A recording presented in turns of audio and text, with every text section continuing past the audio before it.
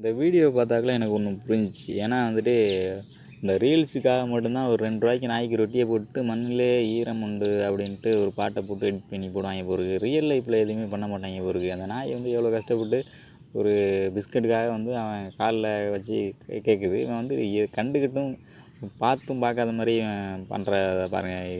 என்னடா அப்படி இருக்காய்ங்க? இதில் எது நாய், எது மனுஷன்னு எனக்கு கன்ஃப்யூஸாக இருக்குது. நாய் நன்றியுள்ள ஜீவன்கிறாய்ங்க.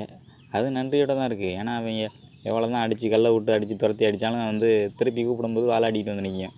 ஆனால் அவங்க மனுஷங்க மட்டும்தான் வந்து ஒவ்வொரு விதத்துலேயும் ஒவ்வொரு விதமாக நடந்துக்கிட்டு மோசமாக நடந்துக்கிட்டு இருக்காங்க பாருங்கள். இந்த வீடியோ பார்த்துட்டு எனக்கு ரொம்ப டென்ஷன் ஆகி போனது தான் எனக்கு வந்து மிஞ்சிச்சு. என்னடா அவங்க இப்படிலாம் இருக்காங்க. இப்போ ரீல்ஸுக்காக மட்டும்தான் அவங்க வந்து ஒரு ஹெல்ப்பிங்கை பண்ணுற மாதிரி நாய்க்கு. ஏன்னா அது லைக் வியூஸுக்காக ரியல் லைஃப்பில் எதுவுமே பண்ண மாட்டாங்க இவருக்கு. அப்படியே இந்த வீடியோ பாருங்கள். இந்த குழந்தை வந்து எவ்வளோ அழகாக அந்த நாய்க்கு வந்துட்டு பிஸ்கட்டை போடுது அப்படின்னு பாருங்கள். இந்த ஒரு குழந்தைக்கு இருக்கிற மனசு கூட இவங்களுக்கு இல்லை. ஐயய்ய! இவங்க என்ன மனுஷங்களா இல்லை மிருகமாடா அவங்களாம்?